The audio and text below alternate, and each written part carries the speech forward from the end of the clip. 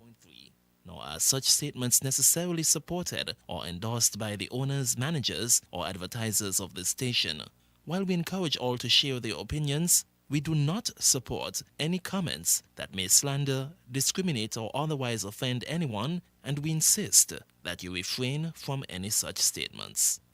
Welcome to the customer support portal, where we have made it easier for you to contact us. It starts with your question, email, a message, phone call, or a search on our website. Our CSP provides prompt and efficient solutions to your problems. We pride ourselves on treating our clients responsibly and ensuring your information is kept safe. Log on to www.skndb.net and send us a ticket or email us at customersupport@skndb.com. You may also call us directly at 869-465-2288, extension 1322, or 954-353-1003. If you have a dream, what are you waiting for? The Development Bank has what you need and more. We aim to build stronger communities. That's why we have so many opportunities. Business loans, student loans, we make a positive difference in your life, in your life, in your life, in your life, yeah. Financing your dream home, we make a positive difference in your life, in your life, in your life, in your life, yeah. Development Bank of St. Kitts and Nevis. We make a sustained positive difference in your life. Fellow citizens, near and far, join NewRish Nital on Sugar Soda 90.3 for Fear Nor Favor. Where is the dancer and no runner come out for war? Tune in to 90.3 on your FM dial. Log on to sugarcityfmstkits.com or download Simple Radio app from the Google Play Store. And join NewRish Nital every Thursday night from 8 to 10 p.m. as NewRish Nital tackles the issues and take your call. Fear Nor Favor every Thursday night from 8 to 10 p.m. on Sugar City 90.3 FM.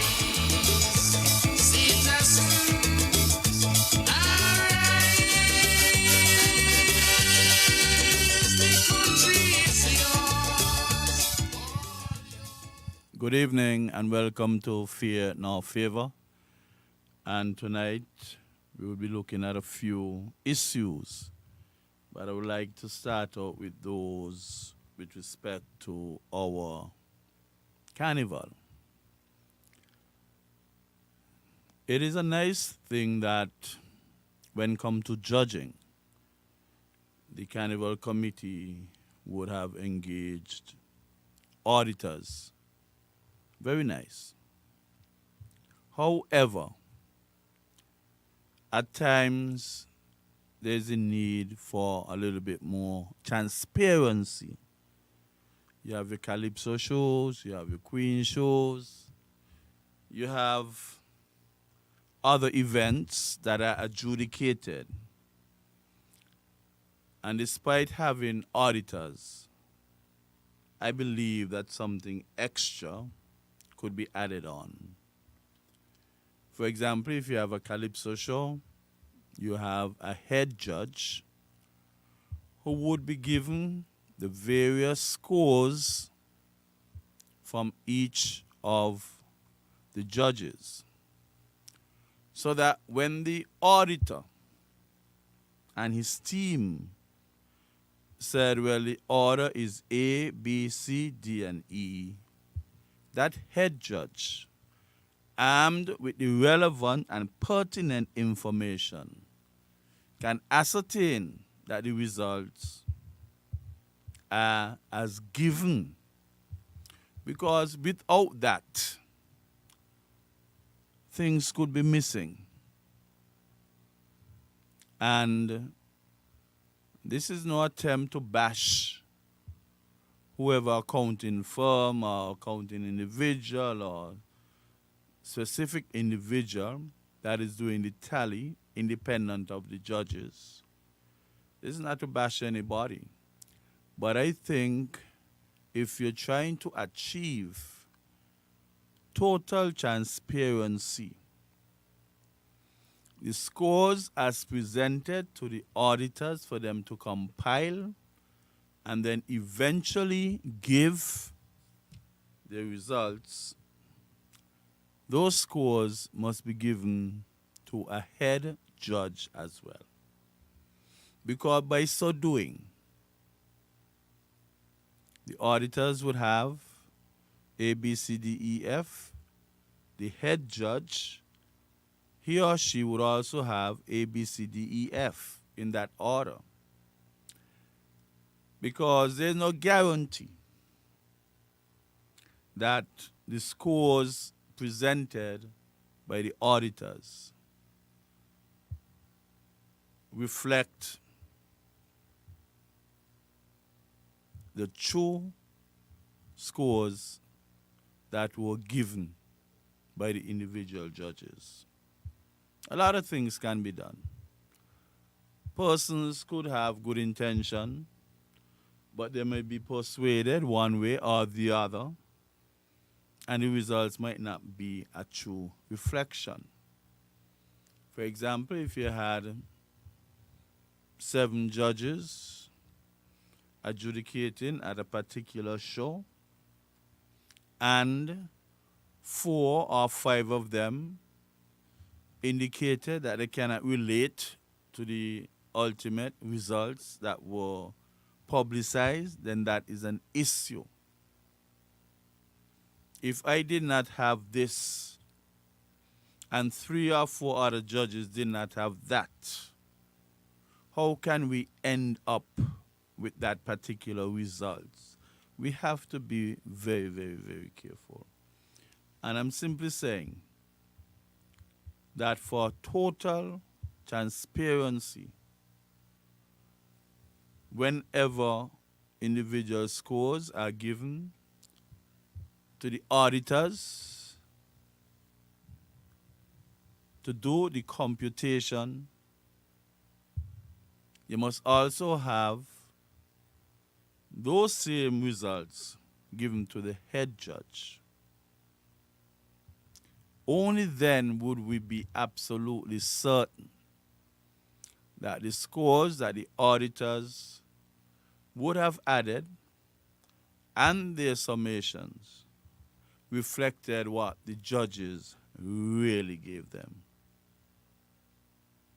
I can recall way back then, I judged in a Calypso finals. And sometimes you have friends, family members, who would like to get a little insight as to what the order actually was. I would have furnished that to at least 2 or 3 persons. Then later, after reaching home, my telephone rang, and the person on the other line was telling me, "Why did you tell us that and it wasn't that?" I said, "No. We consulted, and the order was actually that." And then they told me the order that the MC announced. Well, I couldn't wait until in the morning to go and look for the chairman of that carnival committee. I went and I requested to see the various sheets that were given him by the judges. And the chairperson told me that they couldn't find them. Just a few hours, but they couldn't find them. And then I understood why apparently it was convenient for the chairperson not to be able to find those results. And that is how the story goes sometimes.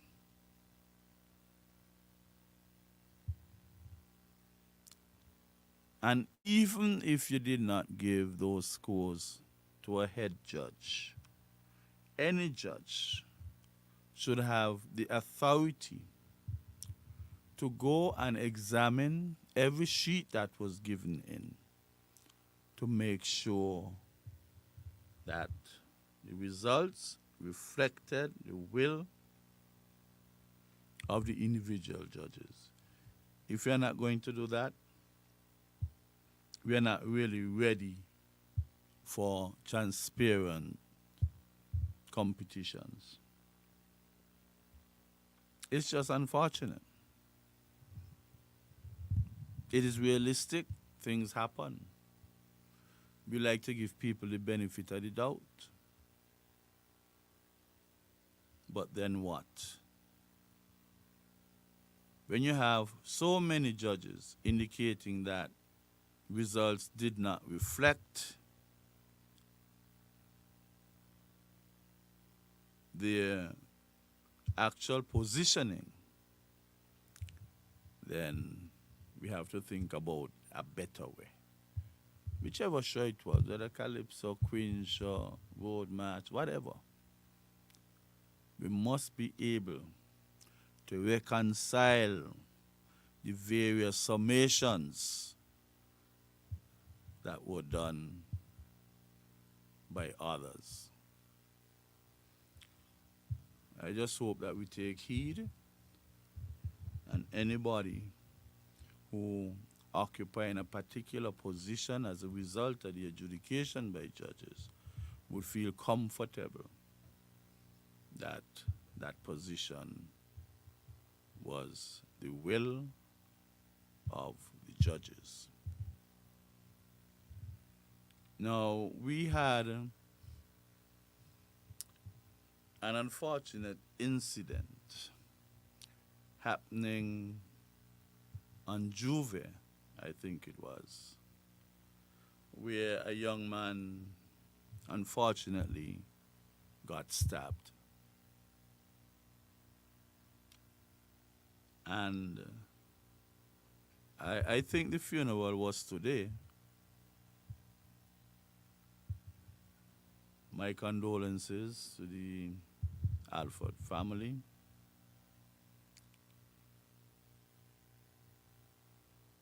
But it's just an observation. Someone got stabbed. It was understood that it was serious and could have been fatal. The eventuality was that it was fatal. The young gentleman lost his life. However, what transpired after that was in poor taste. I feel, and this is my opinion, that Juve ought to have closed down after that incident. Juve ought to have closed down, regardless of how much an individual paid to be a part of a troop. We cannot be having recreation and entertainment when someone would have lost his life.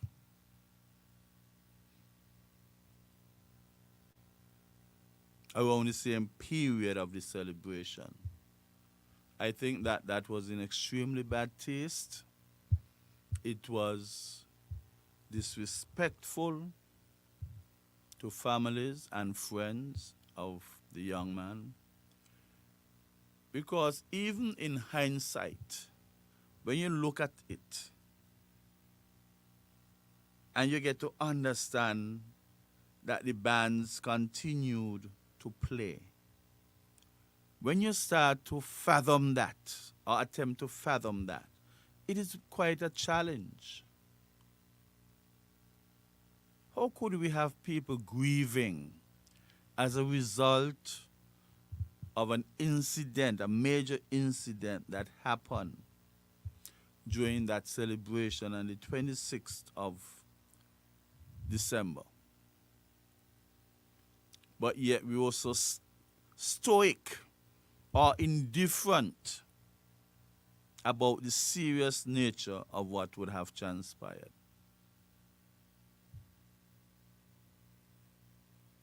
I think as a culture, as a people, we're just slowly losing it. I do not care how much was paid to partake in the Juve. When an incident of such nature takes place, the Juve ought to have been stopped immediately. No resumption for that day. Others might see it differently. But maybe had we stopped the Juve and start doing what we're supposed to do, maybe the perpetrator might have been arrested by now.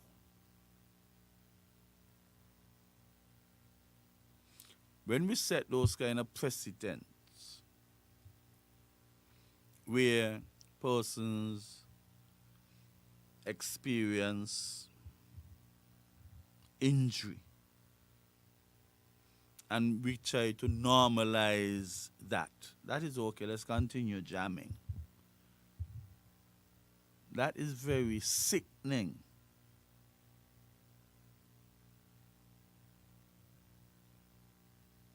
Because maybe sometime in the future it might happen again. What would we do? Just continue jamming again? When you set precedent, they are called precedent because they will be followed sometime later. If you don't have a serious intervention. And I believe that if we set ourselves, put ourselves into positions, stipulate it, that whenever there is a major incident of such proportion, Juve would stop. Whether 5 minutes into Juve, 5 hours into Juve, 5 seconds into Juve, Juve should stop. Because once we know that, we will talk to our family members, we'll talk to our friends, we'll talk to our neighbors and tell them, look, you have persons who would have bought plane tickets to come down to be a part of our Juve. You have persons who would have invested time and energy to ensure that a Juve materializes. And if you go out and do anything foolish, those persons would be sad at the fact that they reaped no dividend from their investment. Police would have to stop letting people continue to party when incidents of that nature takes place. Sometimes you have a whole heap of bottle backing. But that didn't happen last carnival. But I'm just saying, there were times when you had that happening. And maybe even worse than that happening. But we continue to jam and party. I'm going to say it for the last time. Whether we're 5 seconds, 5 minutes, 5 hours into the Juve celebration, and you had such a serious incident, Juve should be closed down. It gives us a chance to pursue suspects. It gives us a chance to clear the congestion and to have persons going to attend to the victim as quickly as possible.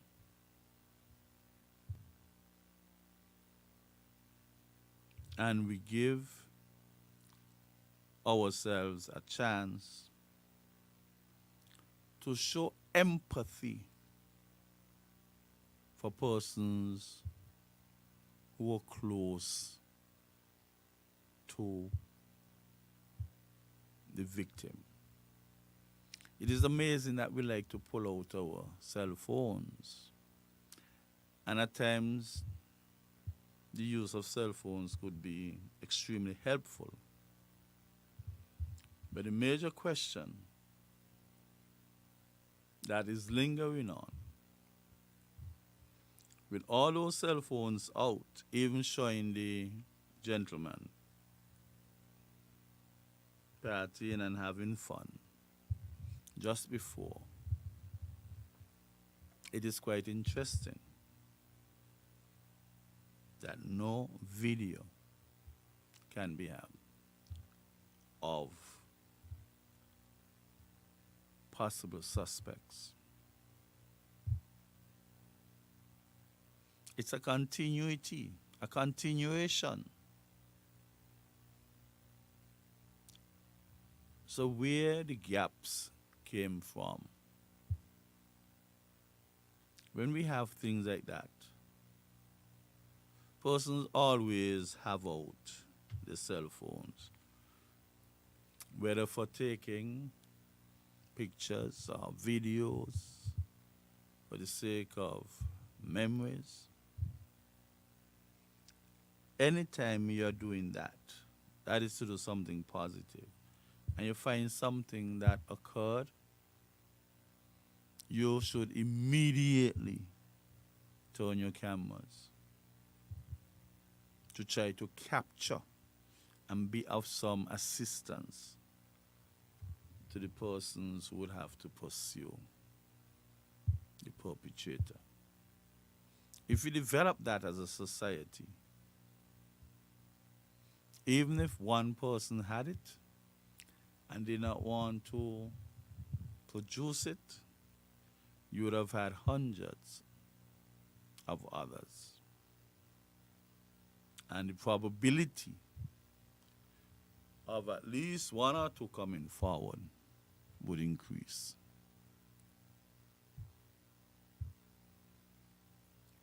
So let us work together. I don't know what transpired. All I know is about the eventuality. And that eventuality would have caused grief to many persons.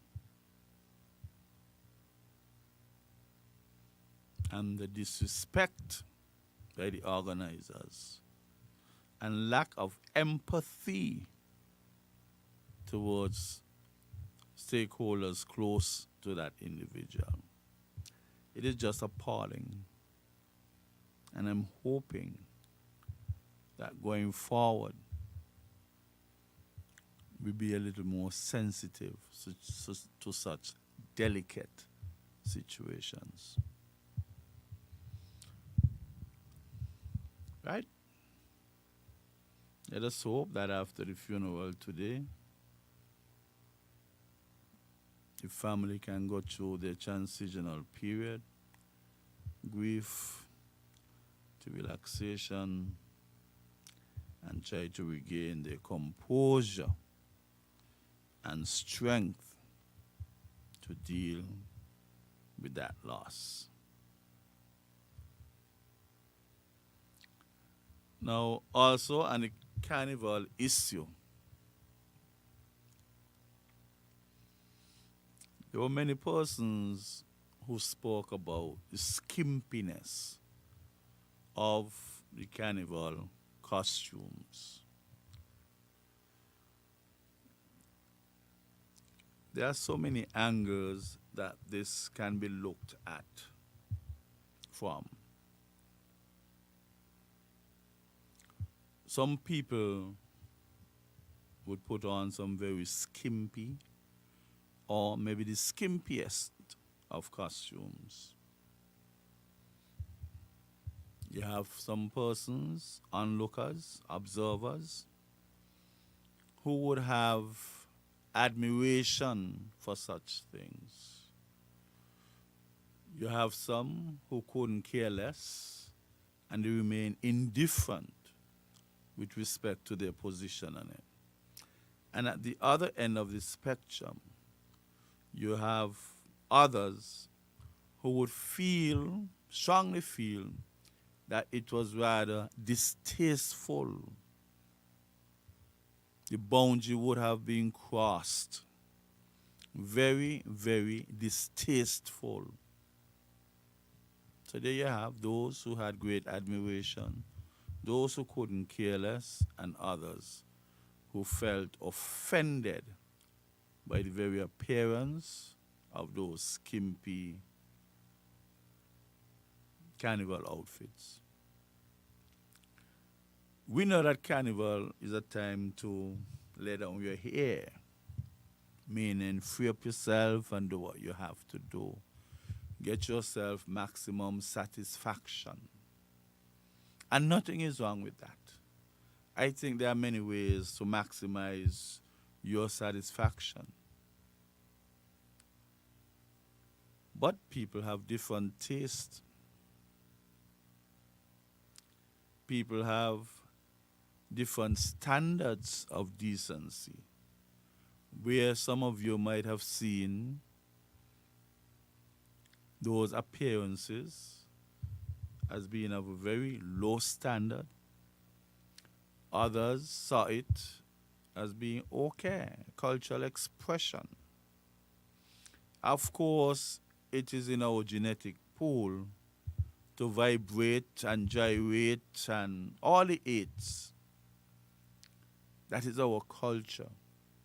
That is inherent within us, to gyrate. And nobody can blame you for gyrating during the carnival season, or any time at all if you choose to. Now, when you would have bits and pieces of carnival outfits, some of them do not fit individuals properly, but I guess the comfort is a subjective feeling and cannot be measured objectively. So you might see somebody with a configuration that does not give you the impression that the clothes that they are wearing, the outfit that they are wearing, is uncomfortable. They might feel okay with them. And nothing is wrong with that. You invest your money. And of course, you must maximize. And somebody might say, look, COVID had us down for 2 years. I never got in a troop yet, but I'm going in. It was just like a revenge over the period of COVID, lockdown, and limitations and constraints. Could have been a revenge. And nothing is wrong with that. Whether or not we could have done it in a more decent way, it is left up to the appetite of the observers and the carriers of the costumes. What wasn't so nice, though, was persons who had these skimpy costumes bending over, and you can actually see the costume partitioning the various halves of the private part. So half on the left, half on the right. And they are bent over. So even if you did not want to see, you had no option. It was right in your face. Would we say that that person had a right to express herself how she wished? Or did it border on indecency? It's a matter of taste. Some guys would have loved that. Others would have frowned upon that. There are some who would want to maybe extend an invitation to that person to befriend them. There are others who might want to keep far from that person in terms of getting closer to the individual. Now we have to ask ourselves a few questions. Carnival is a time for fun. You eat, you drink alcohol, you smoke weed, you sniff crack, you do all sort of things to create cloudiness in your judgment. I don't know if you could call it judgment, but in your display of reaction to music. And you might find it strange. Those who got the high from the marijuana, those who got the high from the alcohol, those who got the high from the crack, you'll be surprised that there are persons who practically get high from absorbing the music and reacting to it. There are persons who just get high off of music. So that's a possibility.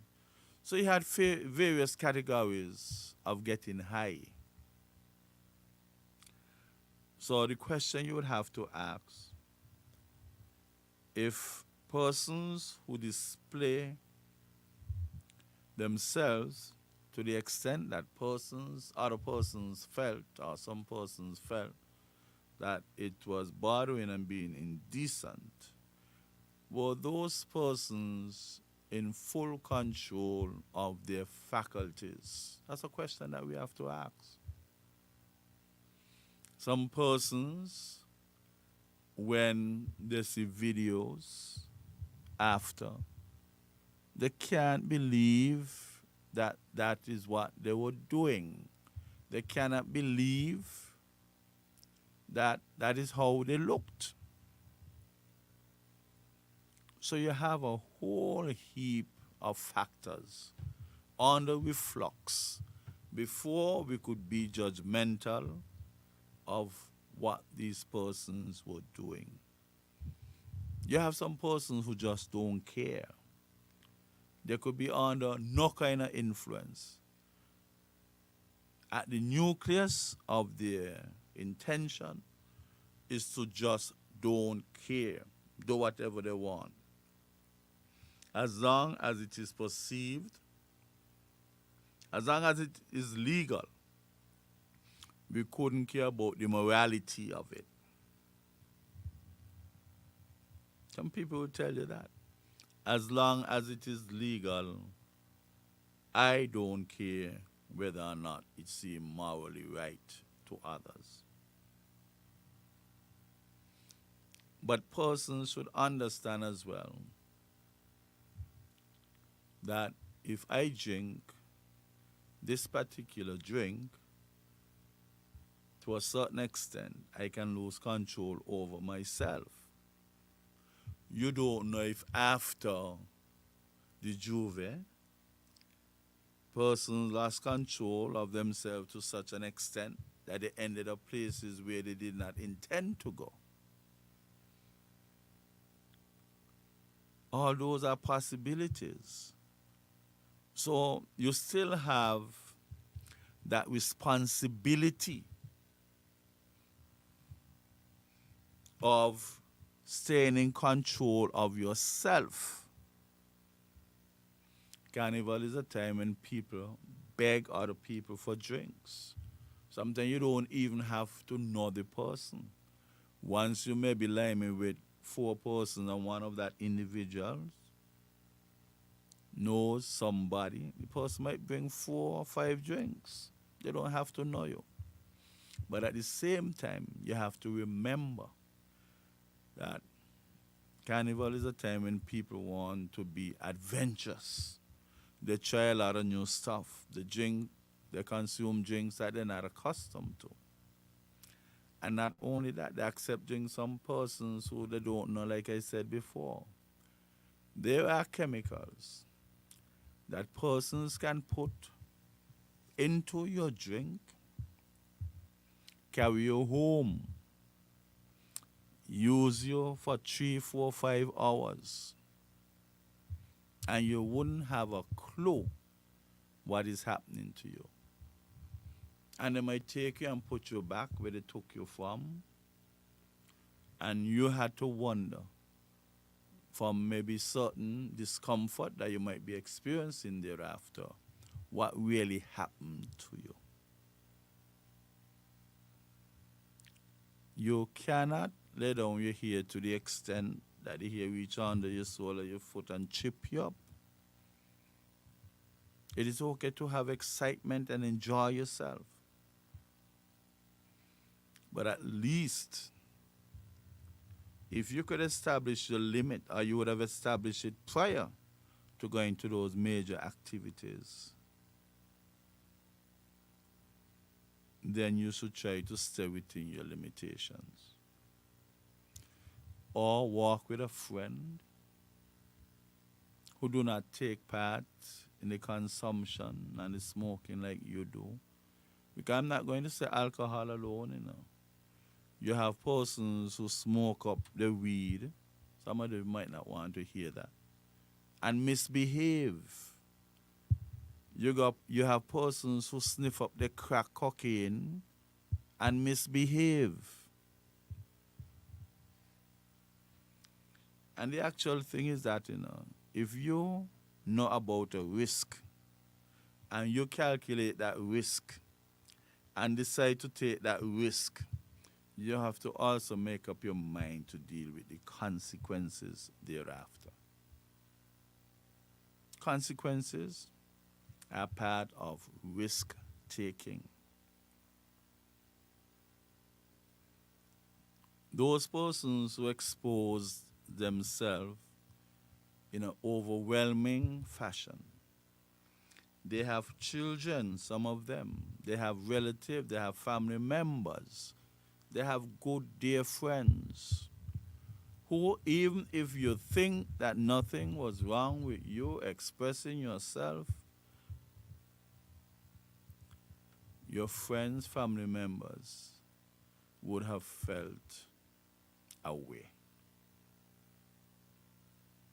And the DVDs, the videos would be out for them to see as well. And even if somebody sends to you, other persons who would have gotten it, they would not erase it like how you would erase it.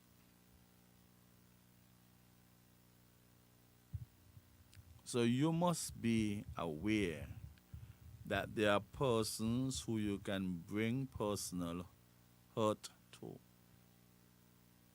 by behaving in such a way.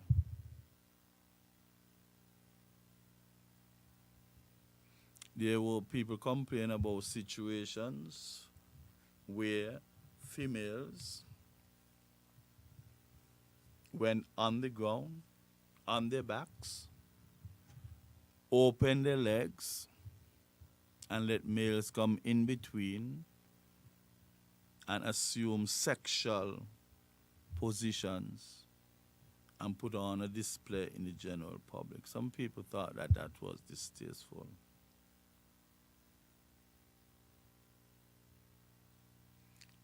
I think we can do a little better than that.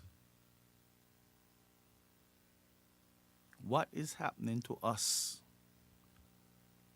Everybody has a right to enjoy themselves the way or ways they deem best for them. Everybody looking utility. What is the maximum utility I can get from my participation? What is the maximum utility I can get from investing $2,000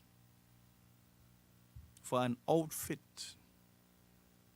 And even though I'm not a consumer of alcohol, to get my money's worth and they're serving alcohol, I'm taking everything.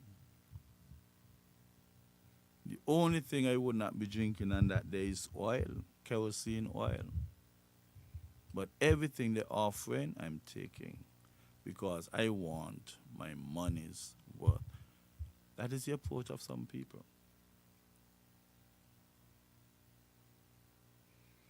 I would have heard the argument that if you do not wish to see things or witness things that you did not want to see, then you must stay home. I think that is rather an unfair statement. You have children, you have family members who would like to go into town and watch the parades. So would you tell people, because there's a possibility of persons exhibiting their private parts, that you should stay home with your children who would have had a rough term at school and looking for some sort of relaxation, looking at something that they would like to do, exploring the possibility of joining a troop when they come to age? They must stay home, all because those who wish to display themselves in the not too pleasant of ways. No, you can't impose yourself on people like that. Carnival is a time for cultural expressions. I think that we are taking it quite a distance from our culture. That is not us. I challenge those persons in charge of choreographing performances for our carnival celebration to produce a Kittitian brand. So if you have a set of Kittitians in Trinidad taking part in the carnival activities without raising a flag marked the St. Kitts Nevis flag, you should be able to say those are Kittitians because that is our brand. I challenge us going forward to produce that Kittitian brand, and then we would see what we are truly made of, what we want to put out there to represent us, instead of maybe trying to behave like a Trinidadian, a Brazilian, a Barbadian. We want our own brand, and we must craft that brand until it becomes acceptable to at least 80% of our population. Carry out your survey. Ask a question, get a sample size that will be reflective of the overall population, and let us produce our brand. It can't be no photocopying machine. Copy this from there, copy that from there. Okay, then you want to copy from everywhere, it's okay. But when you're done, produce a hybrid of the positive aspects of everything that you would have copied, and let it represent us then. Let it represent us. We have a lot of different countries making up the West Indies cricket team. We couldn't find an anthem to represent us because they came from different countries with different anthems. So David Rudder came up with something that we now use as our national anthem, Rally Round the West Indies, ask Calypso Craig. But we truly need a Kittitian brand, and we can build on that. You see, sometimes hand go, hand come.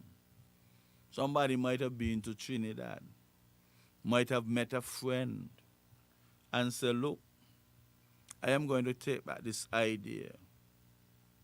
And once we get it sold, 2000, 3000, 2005, you're going to get a commission off of it. So we promote the purchasing of these costumes because there's something in it for somebody. We got seamstresses here, we have tailors here, we have persons who are creative here. How would they expand and improve on the creativity if we forever importing somebody else's creative idea?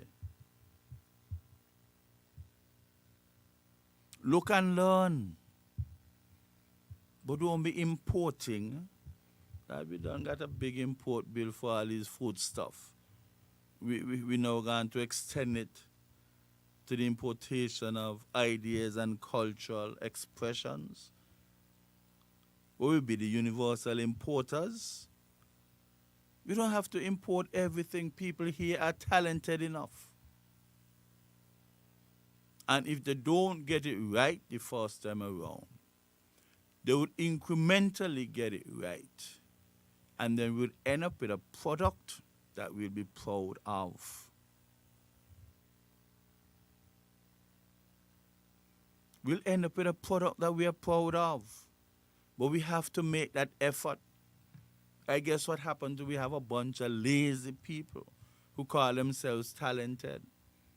And when time comes for them to apply what they know, what they're thinking of, they do not push out the energy because it's easier to rush over to another Caribbean country and import an idea. Foreign is not always better.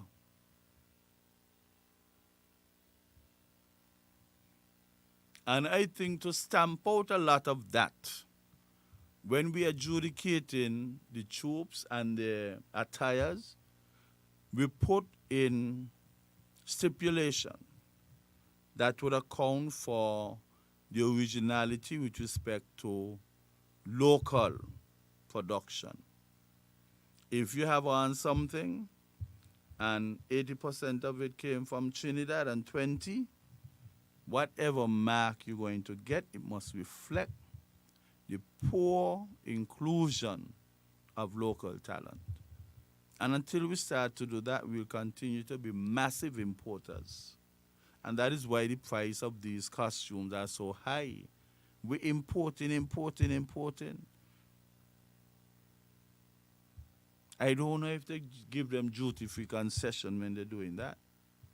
But maybe they should cap the price and the taxes and the importation of those materials so high that we discourage the demand and we discourage the supply. We can't continue having Carnival being such an exorbitant affair for the locals. Majority of people who take part in Carnival is middle to lower income people. Nobody should be going to any bank to take any loan to partake in our Carnival. Whatever would have created that need ought to be erased from the equation. Is Trinidad this come from? 3,000. 3,000 who? Why is Trinidad all the way Trinidad this come from? When we could have had Patches, the former tailor for the inmates, and Patches Macho. We have some excellent seamstresses around here. Provide them with jobs. When you import all this stuff, you're taking jobs from these people. You're taking money out of local circulation. Well, because the Taiwanese them gave 1.4 million in sponsorship, we try to look for every avenue we can to get rid of it. What about creating an account and having some cushion. So in times when sponsorship is not so high, we have some cushion there already. But we prefer to use up all, take quite a bit of it out of local circulation, and then we have to continually bruise our knees, carnival after carnival, fighting and struggling for sponsorship. We got to be forward thinking. But I guess the relevant stakeholders know what is best. I might only perceive half the story. There might be much more to it than I can imagine. Let us take a break, acknowledge our good sponsor, and we'll be back. Welcome to the customer support portal, where we have made it easier for you to contact us. It starts with your question, email, a message, phone call, or a search on our website.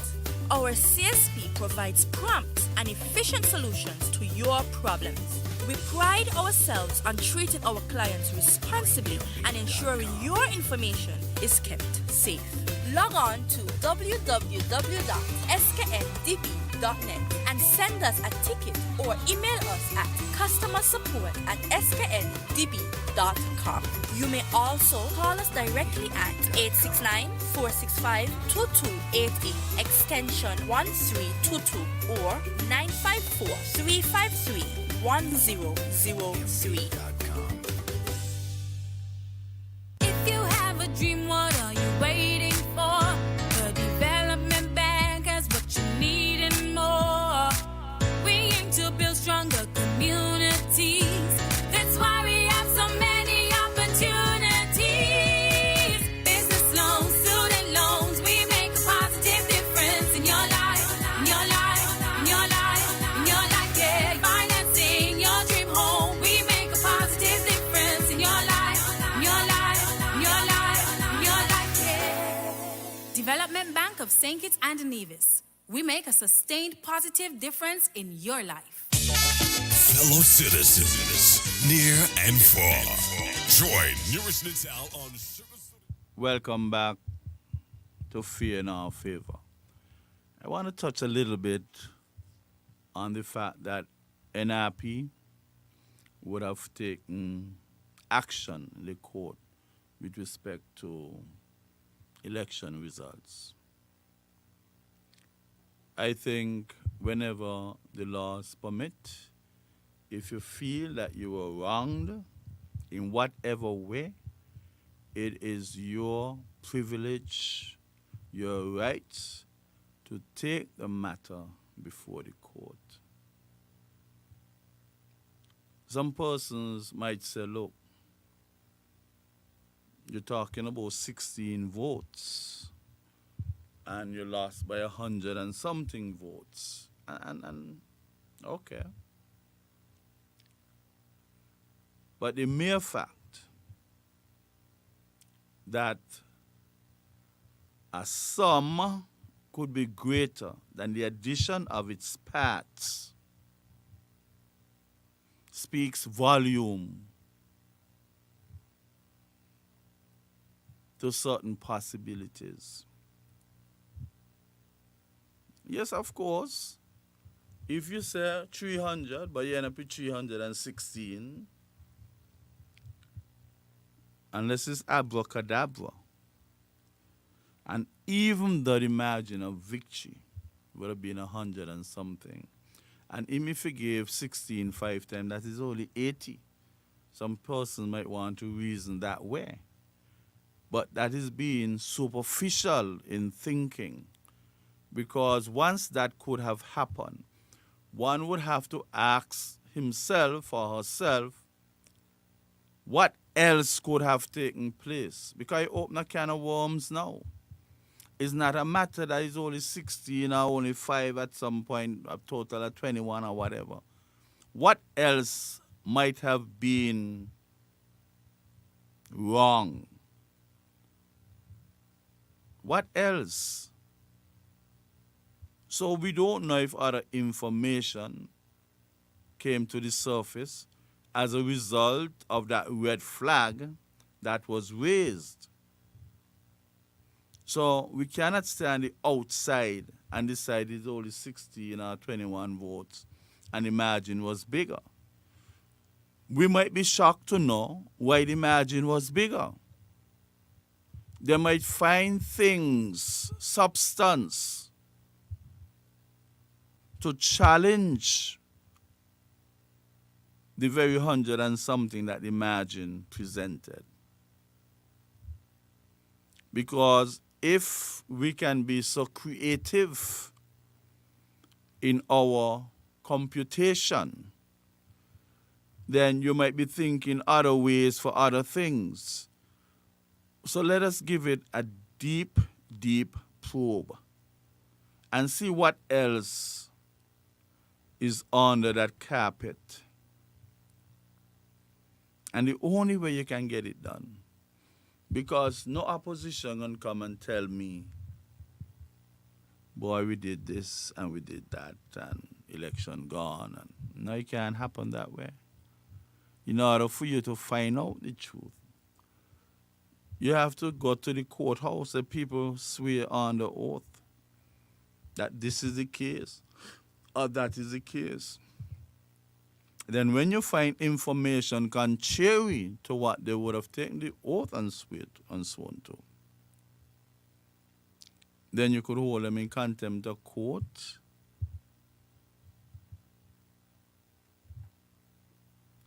And you can take many other legal actions. We don't want to get into that. But when a can of worms is open, you got to exploit in its entirety. And nothing is wrong with that. We are not aware of the other stories as yet, but who in the kitchen would feel the heat and they know what they would have to do. It is within their environs because people would start talking after. People would start talking after. Somebody gave me $500 to vote here. Somebody gave me $600 an election there too. All those are against the law. And if persons can actually, you see, sometimes when you pass cash, paper trail could become difficult. But if you have a preponderance of evidence and witnesses who are willing to come and say X, Y, Z, they will come and say X, Y, Z. Because politicians like to promise people in the heat of all the excitement, when people would have dropped their guard and would do anything for a drink of rum, a plate of food, a $5 top up, this, that. And then after you make them all kind of promises, maybe a promise within a month, a promise within a half month, a promise within a week, and they realize that you're not coming through. And then the opposition now get in touch with these people, or these people get in touch with the opposition, and they start to put everything on the table. That is where trouble would start. That is precisely where trouble can start. Because in that every promise that a politician made that they intend to keep. I don't know what rate of keeping promise exists around here. It could be 60%, it could be 40%, it could be 30%. Because all you have to do as a politician is keep some. And those that you would have kept, the individuals or subjects who would have benefited, would help you to spread the gospel. Yes, he promised me this and that, promised me this and that. So even others saying they promised me this and they didn't give, you still have a fraction who could say he promised me this or she promised me that, and she would have kept true to her promise or his promise. You understand? So all those are little ploys that politicians can use. And I'm saying that if the NRP authorities feel like there is more to come to the surface, so let it be. Nobody should try to stifle their intentions to satisfy the suspicion.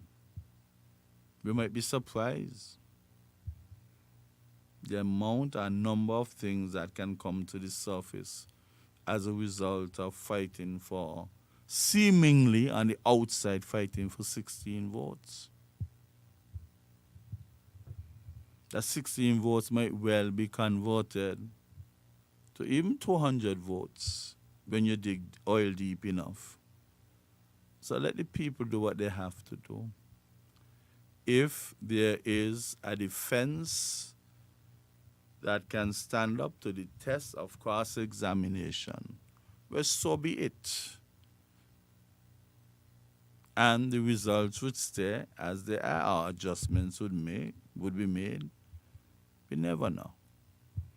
Might give instructions to have the election in that particular, have a by-election in that particular area.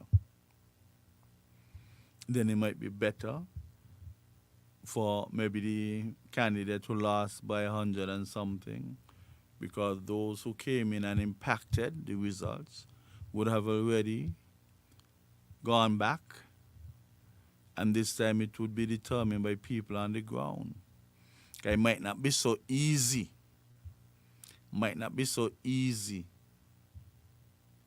For them to harmonize the coming in of persons to vote. Maybe the court itself would say these by-elections should be held within 2 weeks' time. 2 weeks' time might not be sufficient to rally these people. And then the kind of monies that maybe were used to assist these people in coming, if and only if they were assisted financially, the monies might not be around right now. Or if taxpayers' money would have to be used to assist, that could be troubling, because then somebody might not be able to account properly for the reduction in the monies that were available from the taxpayers, or on behalf of the taxpayers. It's all about timing. And I really think it is high time that a fixed election date be set, because Party A would not win election, Party B would not win his election. So everybody could start planning. You could start talking to your potential voters, telling them take the vacation, do whatever they have to do to ensure your availability to vote when voting time comes along. But if you do not know, that person with that personal information can make all the plans in the world and leave you with a mere set of days to get your act together. Some people need more than months in order to put the vacation and the working environment in sync to facilitate them coming home to vote. Maybe the time would come when it is decided by law that for you to vote in a national election, federal election, you must be here for at least 6 months. So you don't hop in and hop out. I think that many persons are being done a disservice with the hop in and the hop out. We must get serious about putting things in place so that the results would truly reflect the persons on the ground. So when all is said and done and you disappear, you appear and disappear, those who are left here are the ones who would have to manage whatever come their way. So we got to get closer to having some reform with respect to this. So everybody could be on maybe not level, but very close to level playing field. And you want to impact an election? And not everything you see on social media superimposes with the truth. So being here for 6 months would allow you to live the truth instead of getting a perception, somebody else's perception, somebody else's opinion, and then coming home to vote. You must be here for 6 months, and you must do that. And if you're a good party, and you're in government, and you're doing well, some of them may believe you don't even have to campaign. I believe from the day you stepped into government, that's when your campaign starts. It starts right there. You step and you start to do what you have to do. That is campaigning. So actually doing your duties, your responsibilities, and holding yourself accountable for certain things, that is campaigning. Those out of power would have to do their campaigning and create the necessary environment to act as fodder, to give them some momentum. But you in there, from the time you start the government work, that is campaigning. You're being assessed, you're being evaluated. You're being evaluated. So from day one, you're working on your re-electability.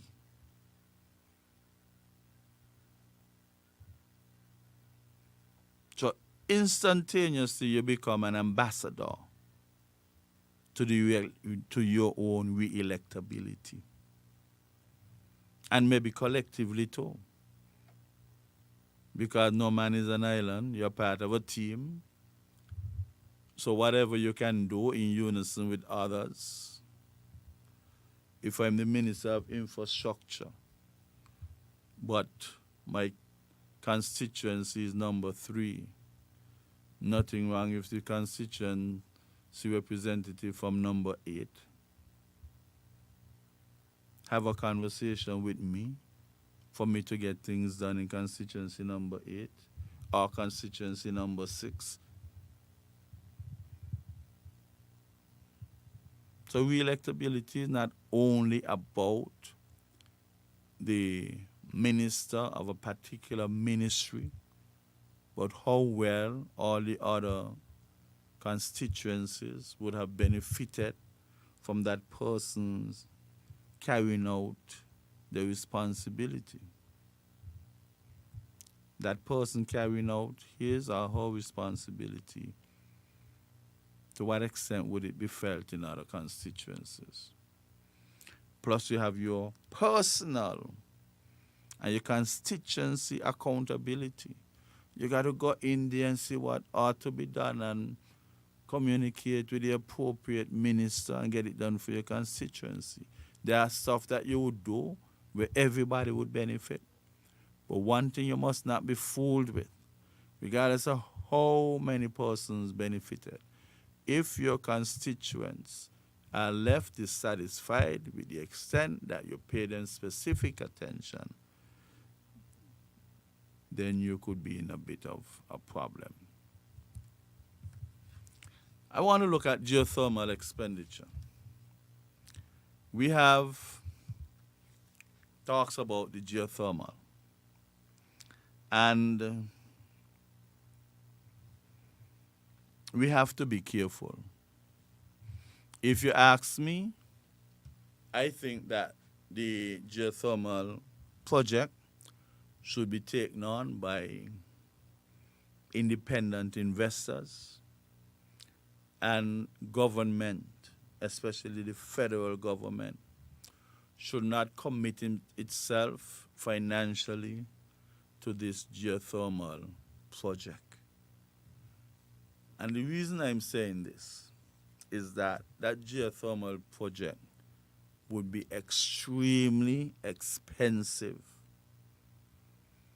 To bring it to the state of delivering what it was intended to deliver, it would be extremely expensive. And I do not believe that we should take up federal monies and invest it in a project with various phases, simply because if you do not have sufficient finance to see it through to fruition, then you can have a stagnant project with scarce resources tied up, financial resources tied up in it. So let us suppose you have 10 steps and you know the money you put in can only take it up to the 6th one. Okay, put in all, put in plenty. And then for years, upon years, you can't get to the 7th step. Did it make sense ever even taking it to the 6th when there is no guarantee that it could take another step to the 7th? Mind you, the ultimate thing is 10. But you get stagnated and you would have invested quite a lot. We could think about some projects here on St. Kitts that really had the potential, but that was stalled, and monies were wasted. Scarce money was wasted. So I am of the belief that the federal government should try to encourage the Nevis Island administration to invite independent investors to invest in the geothermal project. And what they can do is ensure that benefits can be had for the people of Nevis, at least the people of Nevis. So you'll have to use a lot of expertise, get a lot of advice, economics and otherwise, to ensure that when that investor comes and puts in the capital, Nevisions must benefit. Nevisions foremost, and then secondarily, something could trickle off to the federal purse. But I really don't believe that this geothermal project, based on the trajectory and the catalyst available to push it, would end up with the eventuality of delivering what it is intended to deliver. So as such, to be forewarned is to be forearmed. If you want to put the money in a special fund so you can gather some interest, and when the foreigners come to invest, you can have it supplemented, but do not be the main source of the monies for that project, that would be great. Encourage private investors to do what they have to do, but ensure that Nevisions benefit tremendously. If you even want to put it in such a way that ownership would be handed over after several years, that too would be great. But in the interim, between the private investors owning and then eventually handing it over, then there must be great benefits to the people of NewRish. And like I said, if there's a trickle thereafter, the federal government could get something in the consolidated fund. But I do not see it a wise thing for the federal monies to go into a project that seemingly has quite a blurry end in sight. It is expensive, and we cannot run away from that. Regardless of who put in what and who put in what, we have to admit that it is very, very costly. And until we are absolutely certain that there is light at the end of the tunnel, we should constrain ourselves with our financial input from the federal level. And when I say a light at the end of the tunnel, it must not be of a train out of control. You could have many lights at the end of a tunnel, but it ought not to be that of a train that is out of control. Somebody might want to debate, they might want to disagree with me, but I believe that having private investors would do a much better job than the federal government putting scarce money into a project that is yet to produce that light at the end of the tunnel. We got to be realistic. It is extremely okay to be positive, but it is always better to be realistic.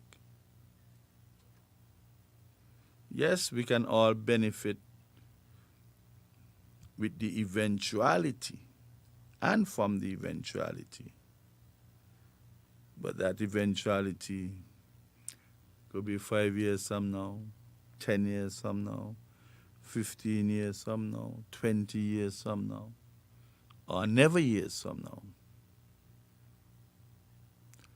We must have a proper structure, a proper long-term plan to make sure. It's all right to talk about the advantages. That's great. But there are also disadvantages.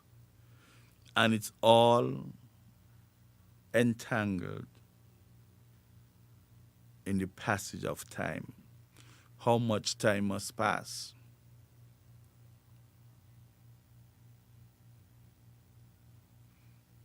You know, life is very short. Sometimes you have some people saying that life is so short for some people to ever learn certain things. But at least they can learn something. But with respect to a specific thing, life might just be too short for that individual to ever learn that specific thing.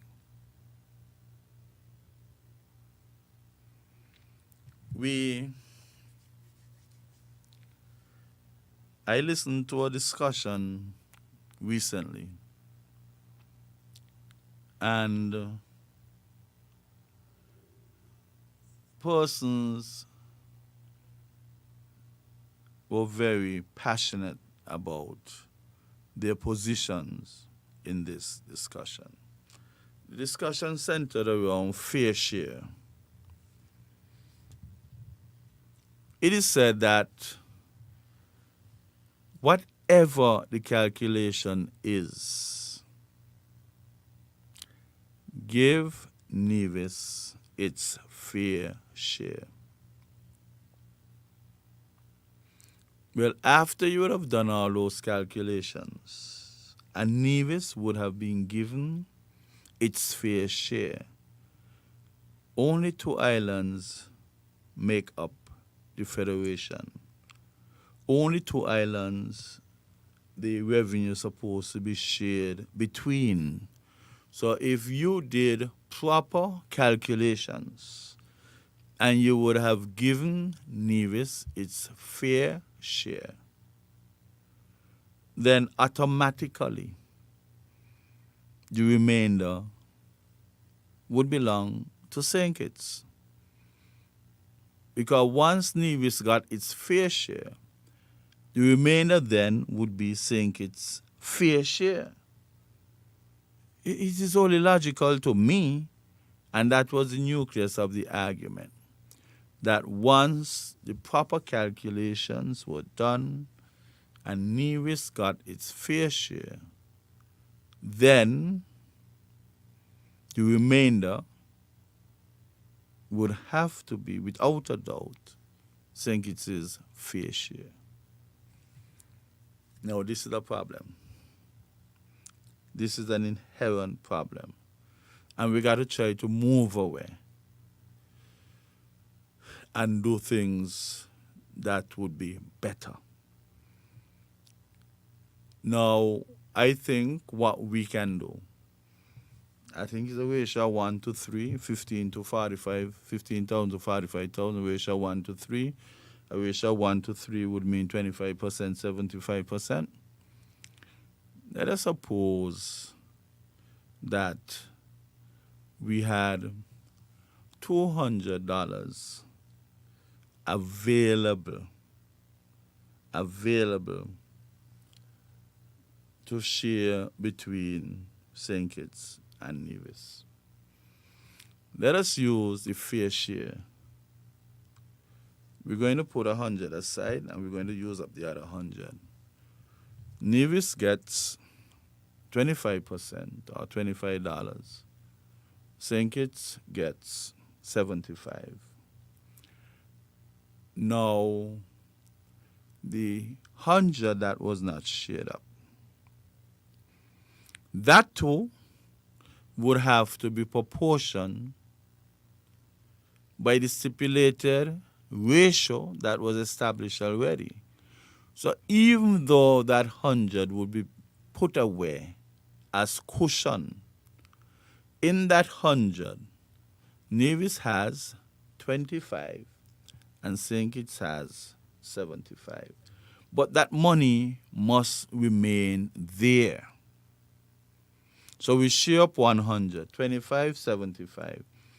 And yet the cushion that we have, the reserve that we have, is still to be apportioned 25, 75. Or would we come up with a different ratio to deal with the reserve? Because these are things that we need to know. These are things that should be established. Decide how much is going to be shared up, how much is going to be kept in the reserve, Federal Reserve. And work out how the Federal Reserve is going to be shared as well. Let us suppose that Nevis has a few capital projects to carry out. St. Kitts might have carried out most of this. Do we still share that 100, 25, 75? Or we have it skewed to the left to facilitate Nevis getting 45 and St. Kitts 55? That Federal Reserve, how is it going to be shared? One way or the other, we have to dig deep into these ratios. We have to.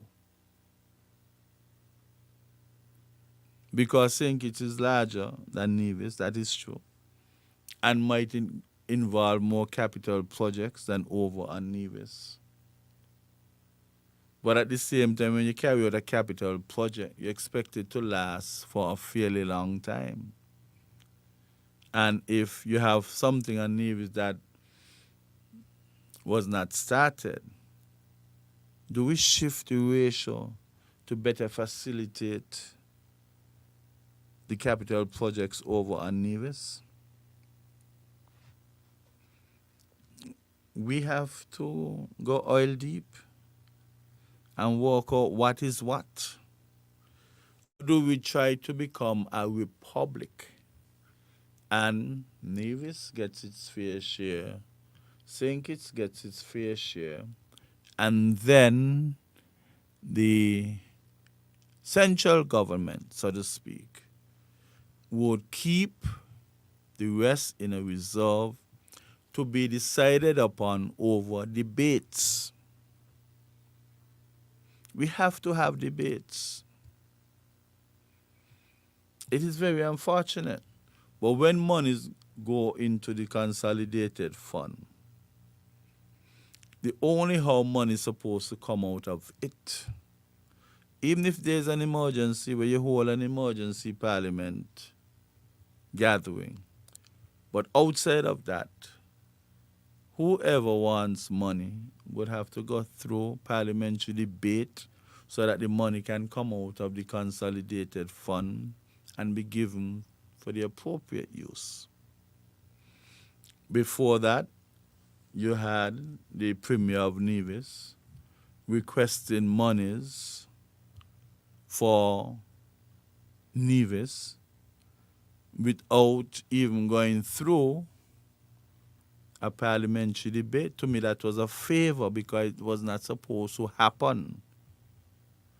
Pushing a letter and writing a lot of letters and giving it to the Prime Minister. That is friend thing. That's favor. Friend. When the debate would have concluded, you have to wait until the next time around to have a debate unless you have an emergency to get money out of the consolidated fund. And I think that Nevis benefited quite a lot in a sort of goodwill environment. Now we can do a comparative analysis.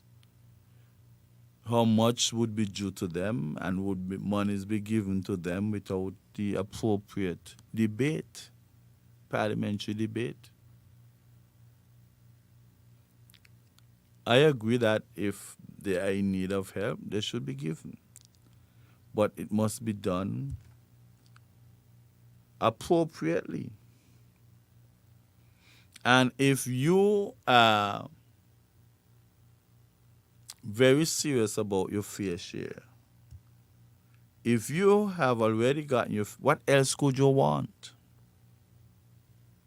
You know, amazingly, we have never heard about any fair share debate in the last 7 years in Parliament. Why wasn't that tabled to be discussed? I really don't understand. A letter here and a letter there and saying that I'm a lawyer and I'm a very good keeper of record, that is okay. But we follow our politics as well. And many of us cannot recall that coming up for any debate. Even if you wrote 1 million letters to get the Prime Minister and say we want 10 million more, 20 million more, 41 million more, that is okay. But any Prime Minister money, it's taxpayers' money. That's the taxpayers' bank account, the consolidated fund. Anything to come out of that would have to be debated. Taxpayers must feel comfortable.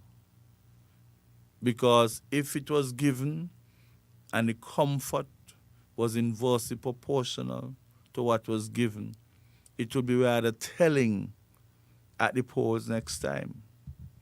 That is why these things need to be debated. We got to stop taking people for granted. Persons before time never used to care. Stoic, indifferent, couldn't care less what took place. But now persons are more educated on the local front. and politics is local. People are just making an effort to understand, better understand. You have quite a larger number of persons understanding government and its running than ever before.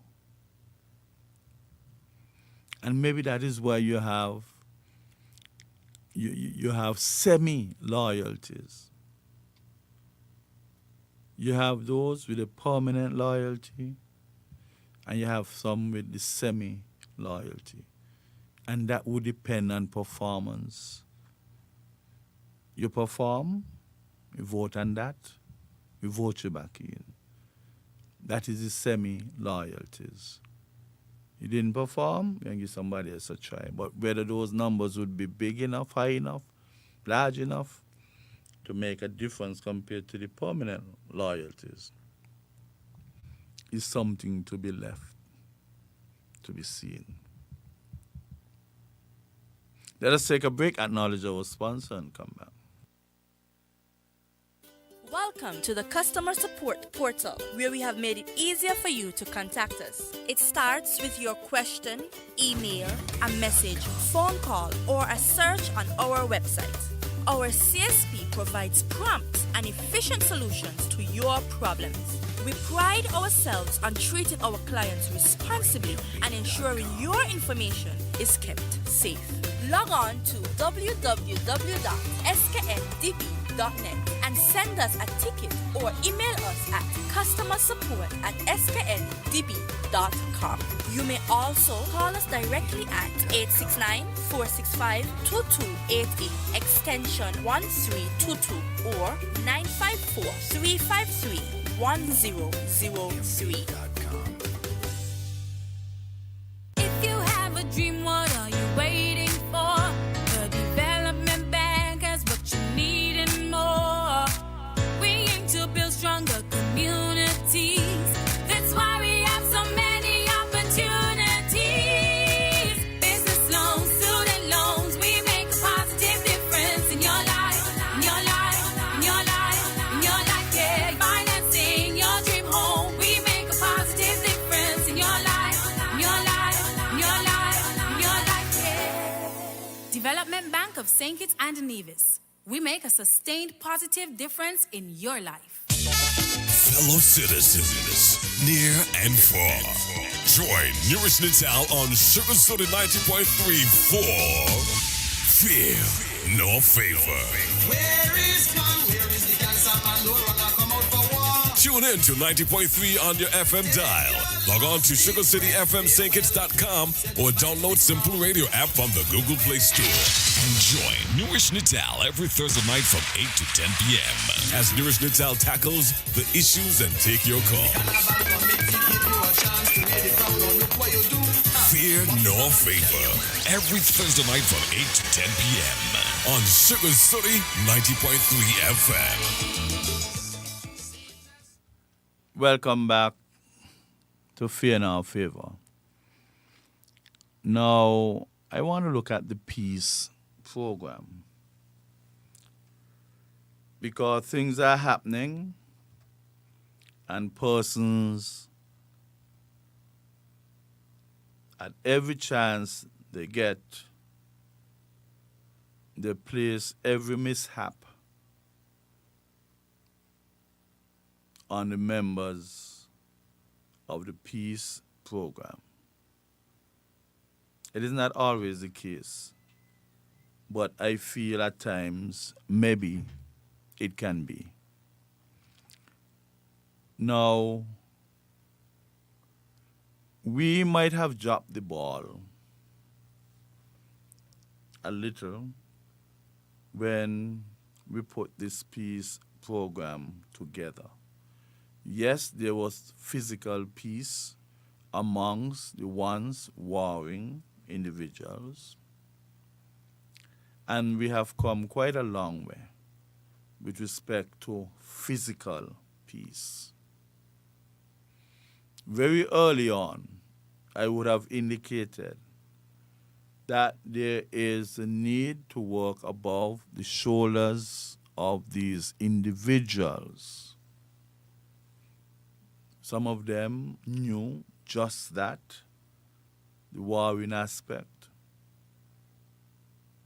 Some knew that plus more positive things. So you had a combination of persons with different mindsets. And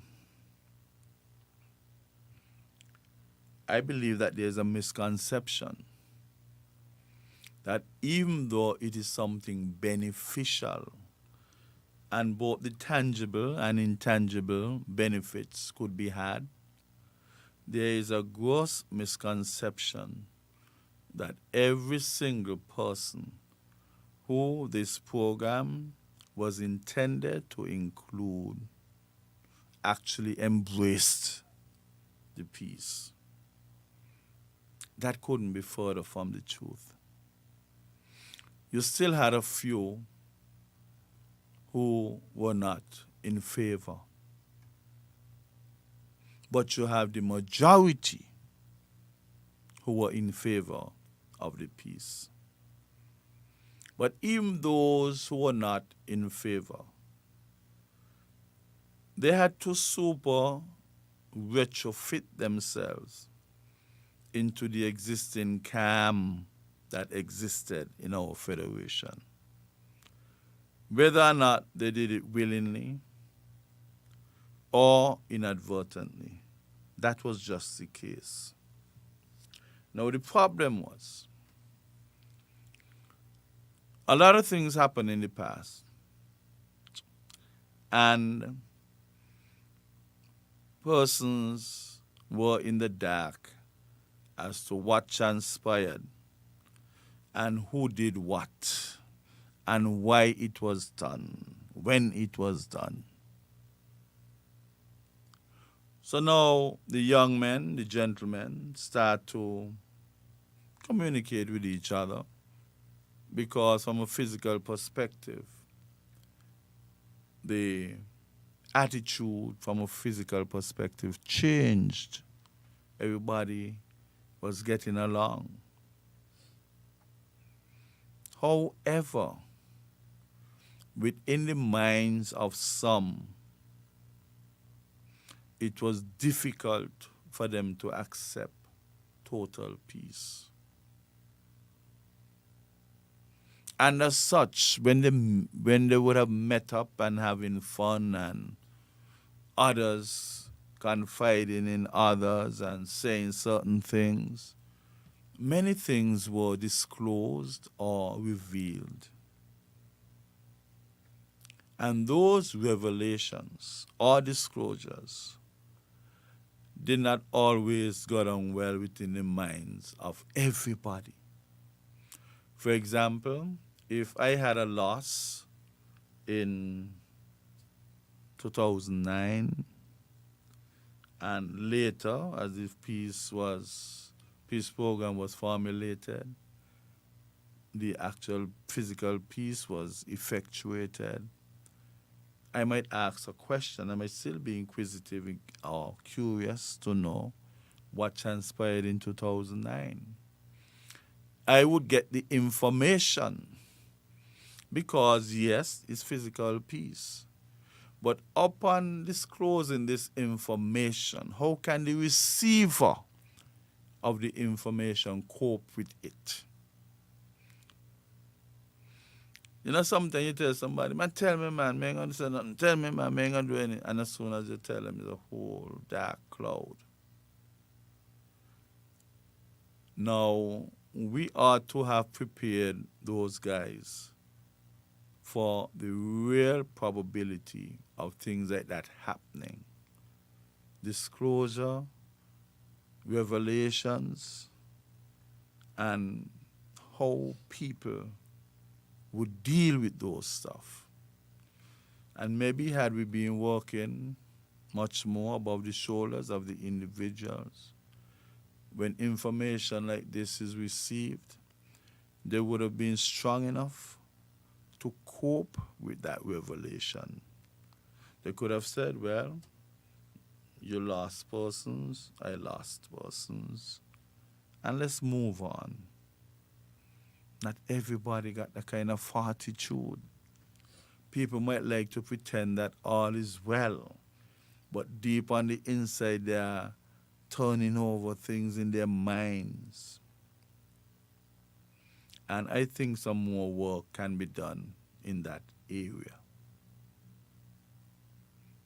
And it must be done with the urgency of now. Because I always ask this question: is it possible to forgive somebody when memories of the things that you are forgiving them for continue to be foremost in your mind? Is it possible to forgive when you have not forgotten? Would that forgiveness be transient, be succinct, be brief?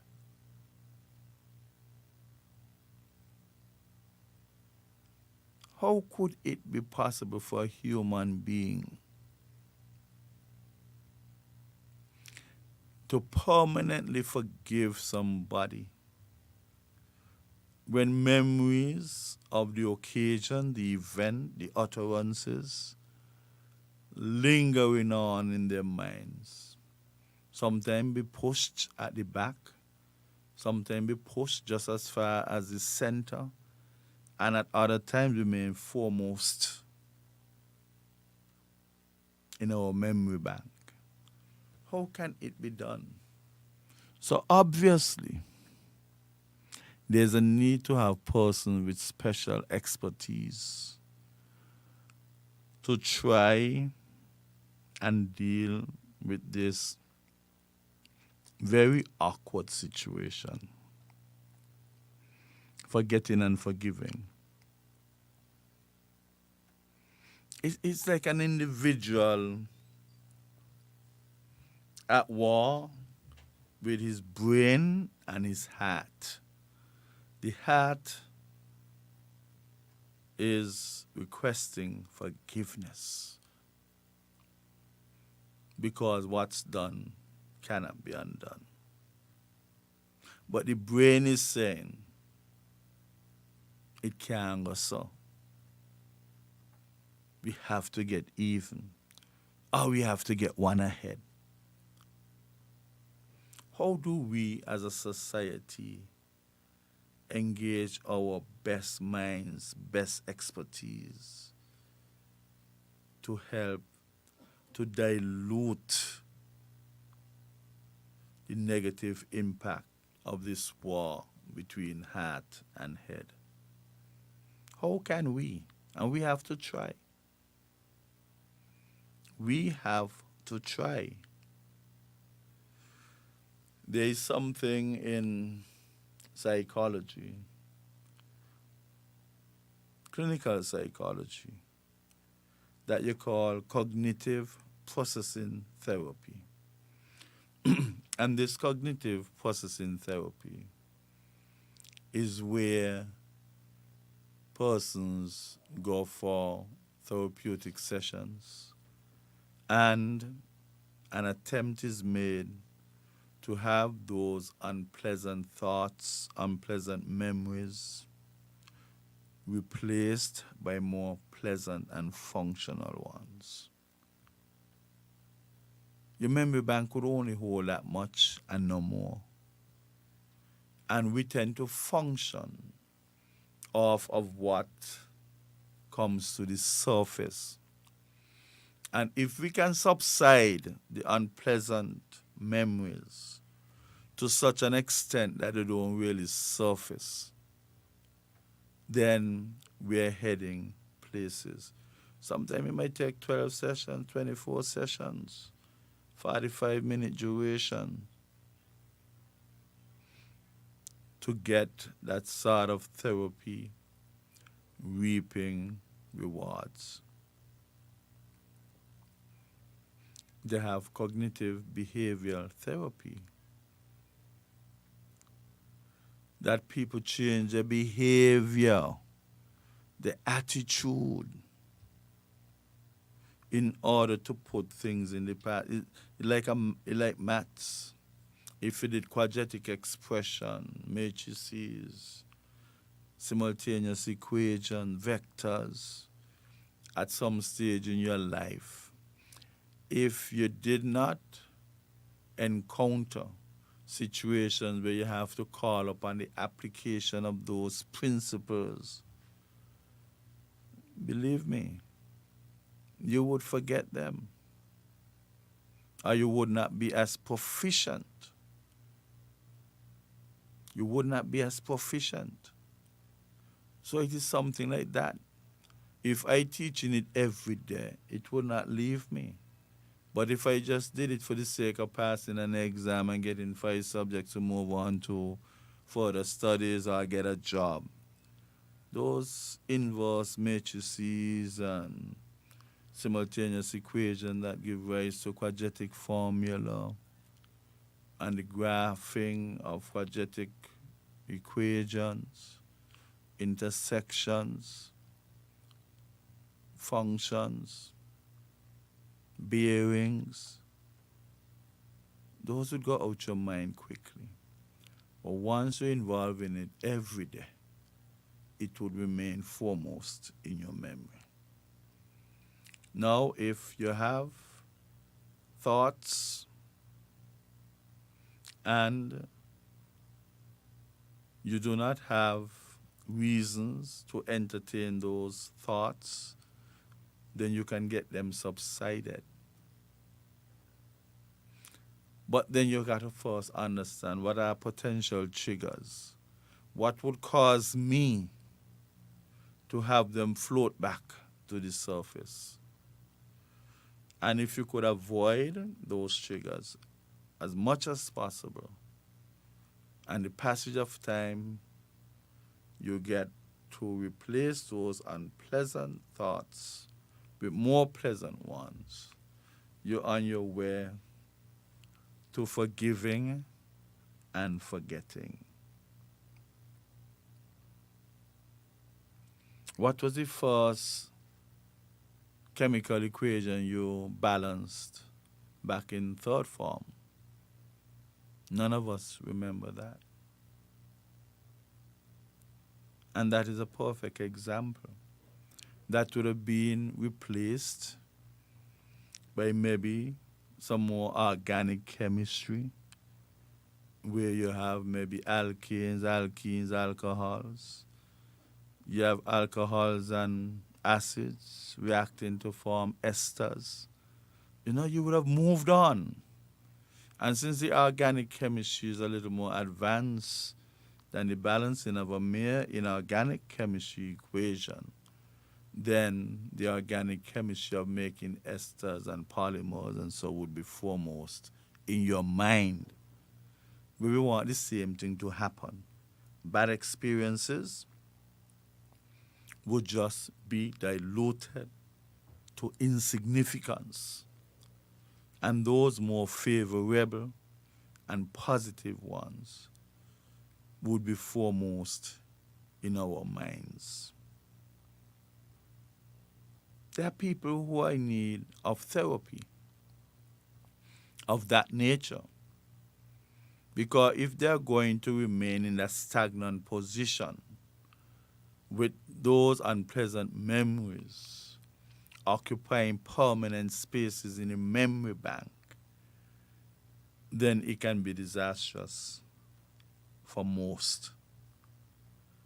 But having them replaced and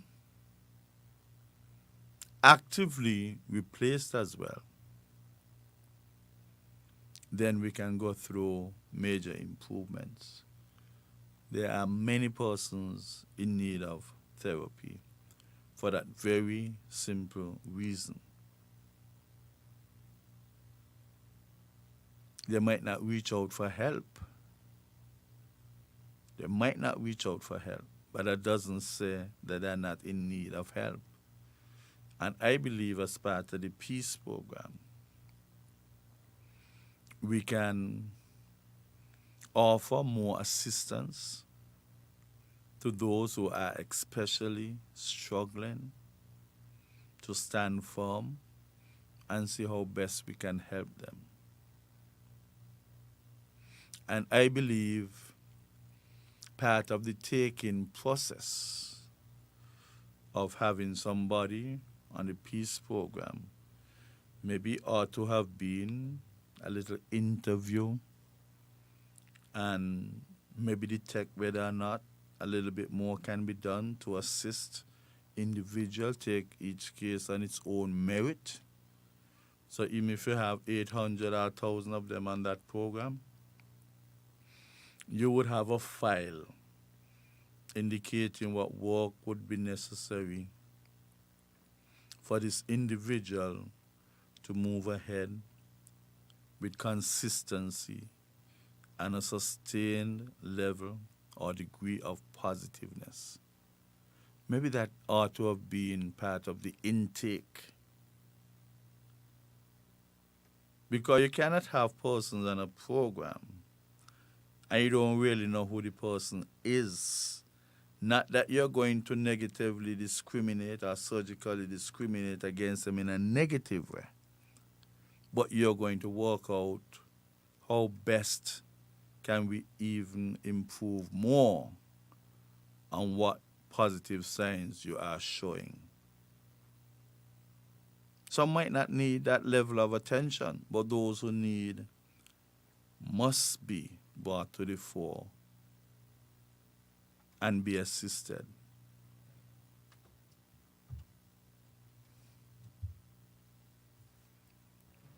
And I think that we can go places. Those of you who started bashing the budgetary debate and the amount of money that was given to that program, Alternative Lifestyle Pathway, we need to be a little bit more sensitive. We have to understand that some of these gentlemen only knew of one environment. And they are slowly and surely leaving that environment behind. But when people like you who do these things put them under pressure, there is a natural inclination to resist and fight back. And resisting and fighting back could mean ignore even persons who are trying to help. If you cannot do anything to help the gentleman, just look on and stay quiet. If you have something you want to whisper to somebody who they listen to, then do that. You have persons who just do not listen to any and anybody, and we have to face that. Even in our homes, you want to get a message to a family member, you're working out, how best can I do that? Who can I use as a conduit, an agent, to deliver that message? So likewise, within certain environment, you have persons who they listen to better than others. And we should ease up the pressure off of the young men who are trying to do positive things. Ease up the pressure. If you don't understand, old people say, if you can't say something good, don't say bad. And that holds very tightly in this situation. If you can't say something to motivate the young men, say nothing. Because it's a very sensitive situation. You have to understand that there is still room for improvement. Any system or structure that is hoping for perfection would always meet many challenges. Nobody is perfect. No system is perfect. No program is perfect. And as such, we must accept what is and work from there for the betterment of everyone who would interact with individuals. If you make a person a better person, those who would interact with that person would have more pleasant and positive experiences. If they are given an opportunity, don't say, well, you didn't give me that opportunity, so I'm not in favor, and I'm going to throw some fuel in that fire. I'm going to create disaster. I'm going to call in and wage a program and let them have it. Let them know we don't appreciate this and don't appreciate that. It's not always when somebody gets an opportunity you construct negative vibes towards them because you did not get it. Maybe it's not your time. You have to practice clapping for others until your time comes. If you cannot clap and appreciate and be happy for other people, we are going nowhere in a hurry. Learn to be happy for other people.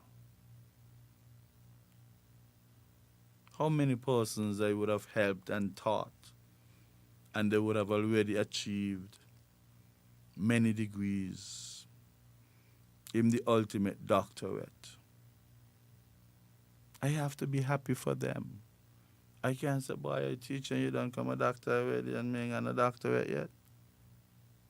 My gratification is to see better from their glow as they grow. And with that degree of satisfaction and comfort within myself, I can now push on to do other things. Sometimes you have to retard your own progress in order to accelerate somebody else's, because in the absence of your quest to have them accelerated, they can really fall apart. And if you can save somebody by keeping them together, by simply postponing your own advancement, the good Lord will be smiling down at you. All of us not strong alike. When opportunity comes knocking, when opportunities come knocking on somebody's door, I think we have an inherent obligation to assist them in grabbing that opportunity. Because what is for you is for you, would always be for you. When yours come, nobody can grab your opportunity, only you can grab your own opportunity. So when somebody else's opportunity come, just help them to grab it. Get some gorilla glue and let them hold on to it strongly. And you'll be surprised that when yours come, how comfortable you are, because you would have helped others achieve what they want to achieve. Okay? Well, we have come to the end of this session. We'd like to say a special thank you to our sponsor, the Development Bank, our connection we have with them. We are hoping that things will take off for us in 2023. We are most grateful for the oxygen they would have supplied to us thus far.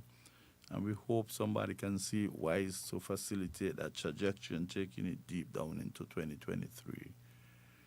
Thank you very much for listening. Thanks for the responses. And I know that at your own convenience, you would have this replayed and listened to. And I hope that I would have been informative in some way and instructive in others. Thank you. The opinions and statements made by the host and participants in this program are not those of the